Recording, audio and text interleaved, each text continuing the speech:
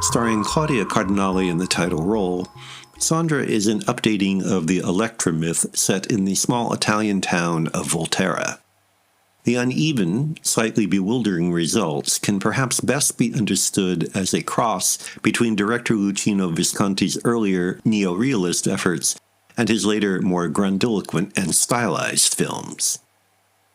Built on cliffs slowly crumbling into the sea, Volterra is the neorealist location par excellence, both physically tangible and a metaphor for the central character's status. Those largely middle and upper-class characters, on the other hand, feel more as if Visconti is exploring the ennui and dissatisfaction of Antonioni territory. Their story is slow and repetitive, and while the characters' social position affects their options, their actions are shaped far more by their emotions.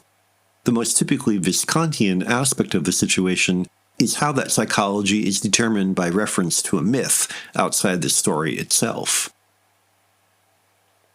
Using a literary source as a shortcut to significance is not unique to Sandra.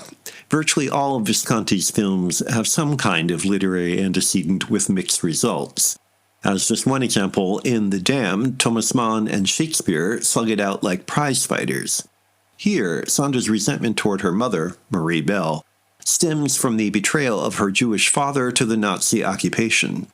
It's a neat contemporary recasting of the initiating tragic event in the Electra story, the murder of her father Agamemnon by her mother Clytemnestra.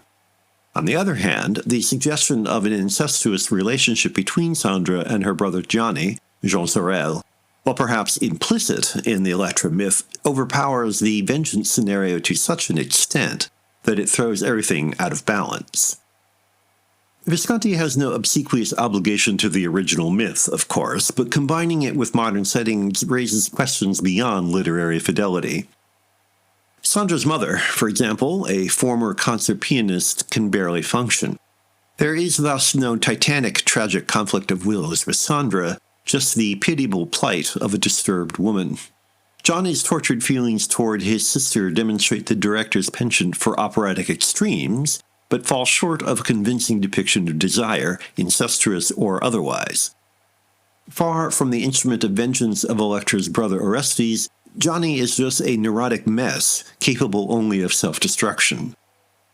The combination of these unsteady, unrelated themes and approaches makes every scene in Sandra seem to be about something else, which nonetheless remains wrapped in an impenetrable cocoon. Sandra and Johnny's possible incest is actually the least obscure innuendo.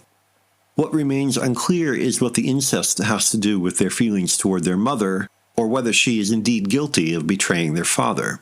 In the confusion, sympathies shift to Sandra's good-natured, if ineffectual husband, Andrew, Michael Craig. A clumsy emotional detective, Andrew struggles like us to understand what is going on. The overheated cauldron of Sandra certainly convinces there's something at stake. It's just not clear what all the commotion is about.